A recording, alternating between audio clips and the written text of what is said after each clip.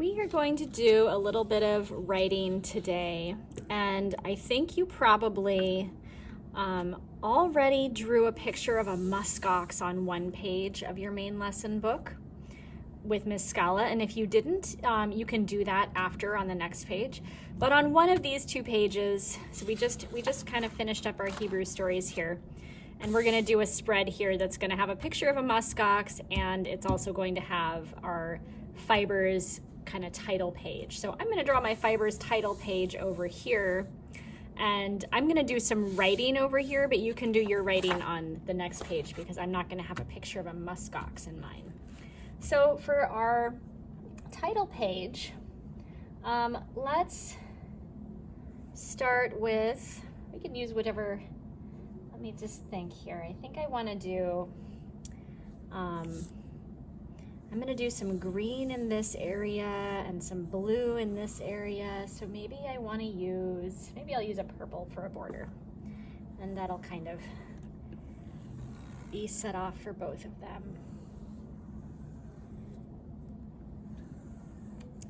All right, I want to try, well, let's just do our picture first. So what are we going to do? We're going to have a few things going on here. We're going to have some plant fibers growing down here. So this is going to be like growing things. And then maybe we'll have a little hill that we can put some sheep on it. And then we can have a sky up here where we write fibers. So let's just start with that. We'll just kind of start by making our sort of field looking thing. And you see I'm kind of pushing a little bit more on the top of my crayon to give it a little bit of an edge up there. So that looks like some sort of swaying in the breeze, plant fibers. But I think I'm going to bring in my green, my stick crayon, and just kind of give a little bit of definition here and there. And I think it looks nice when you kind of make little groupings that are sort of all coming out a little bit. So I'll do kind of like that. This will give the idea of some fibers growing.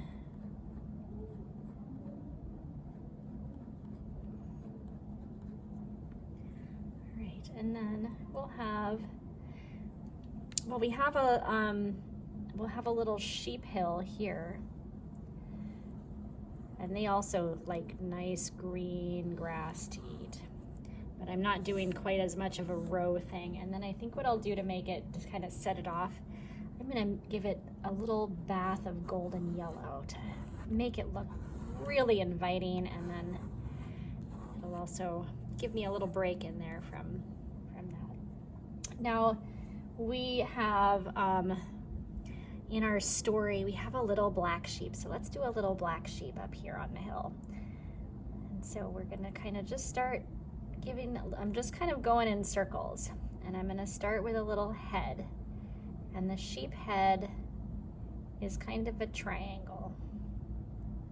And then they have these kind of floopy ears that come over here. And then I'm not gonna draw my the body of my sheep right up against that. I'm just gonna leave a little bit of space just so we can see the edge of the head. And I'm just going in circles here. Make sure you can kind of see what I'm doing. You see, that looks like fluffy little wool. Just gonna keep going in circles, building up kind of an oval, nice, fluffy sheep. Oh. And I'm going to give him a little tail, just a little tail.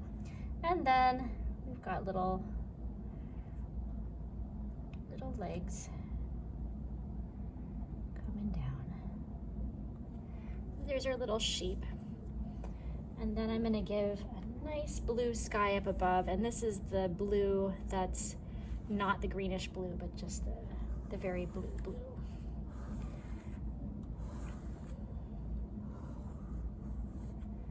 There we go. then I think I will use, I'm going to use my kind of pinkish purple color. And I'm going to zoom back out so you can see. And I'm going to write fibers and textiles. F-I-B-E-R-S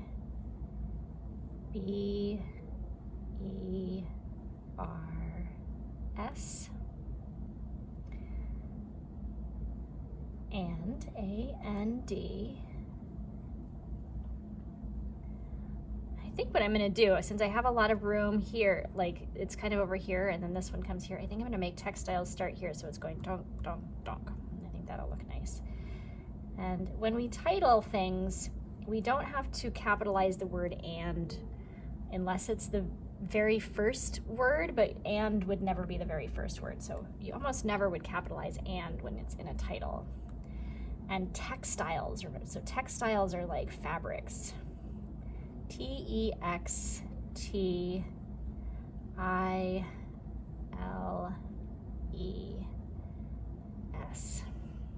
Fibers and textiles. Okay, now I'm going to come over here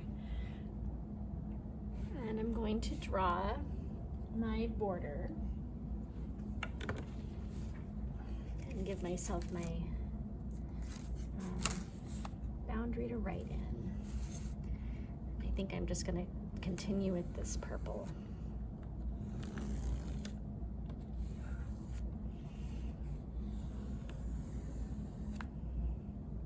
Now this block, I know that I'm not doing the main lesson bookwork on the day I normally do. Things are going to be a little bit different with this block because it's one of these practical activities blocks that I want you guys to have a chance to do these practical activities. So I'm sometimes taking up main lesson time for that and moving the writing around a little bit in the week. So that's okay. We can be flexible, right?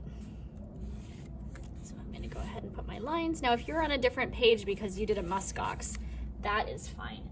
If you didn't do a muskox drawing with Miss Scala, then yours might look like mine and you can do a muskox on the next page. All right, I'm going to shut this so I have a little bit more room to look at what I'm doing. And I'm going to write, wool is a fiber that comes from sheep and other animals such as alpaca, rabbits, and goats. The fiber that comes from a muskox is called kiviot. Wool must be washed and carded before it is spun into yarn.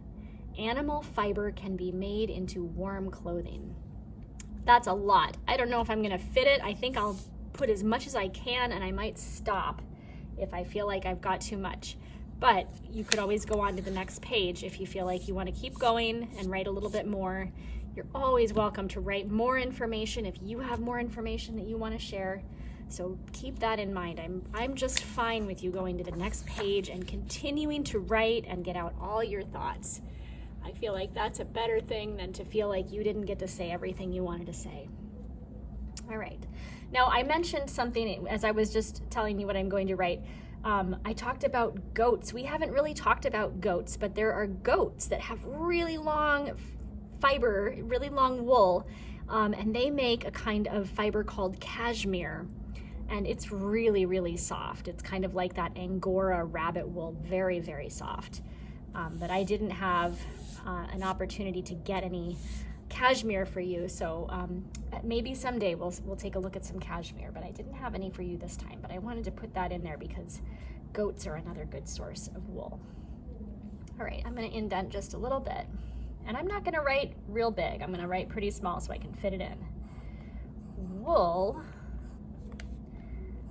is fiber that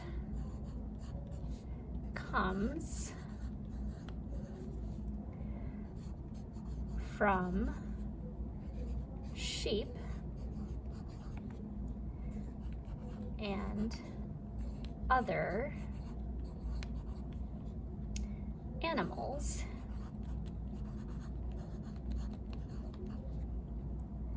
comma, such as alpaca, rabbits,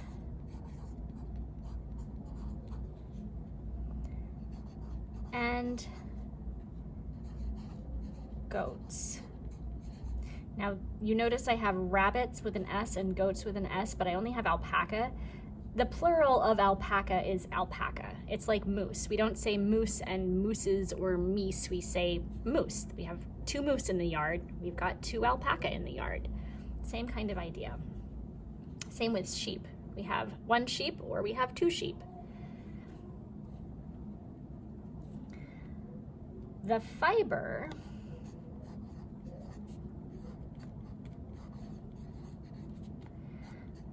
that comes from a musk ox. Okay, now this is 2 words, and I want to point out this, I'm talking about a musk ox, but if I were talking about more than one, like I did up here, I would actually write musk oxen. Because, so an ox, that's an animal that we don't have like oxen up here in Alaska really, but that's a word you may have heard before. An ox is an animal that would be a working animal that would pull things on a farm, maybe pull a tractor or something. And the plural of that is oxen. It looks like this. So we have ox is 1, oxen is more than 1, and it's the same with musk ox and musk oxen. But we're saying the fiber that comes from a musk ox, because I want you to remember that word there, is called kiviot. Now pay attention to how kiviot is spelled, because kiviot is not an English word. This is one of those words that, well, so when we write in English, we always write QU. They always go together. Like on our spelling tiles, we don't have a Q all by itself, we just have QU. So if we were trying to spell kiviot with our letter tiles, we couldn't do it.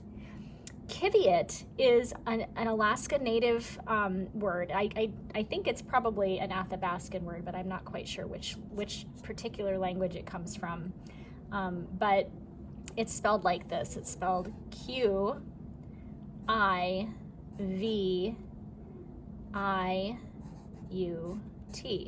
kiviot. And they don't put in the language that kiviot comes from, they don't use a U after the Q. They just, Q is its own letter and it just goes like that. And it makes a K sound, kind of like a K or a C. All right, the fiber that comes from a muskox is called kiviot. Wool must be washed and carded before it is spun into yarn. You can wash it after it's spun into yarn too, but you definitely want to do it before it's spun. Animal fiber can be made into warm clothing. Oh, I got it all in. All right, that's a lot to write, but I think that gives us a lot of information too. Good job. And we're just gonna let our picture of the kiviot, of the musk ox, go with this writing, so don't worry about that.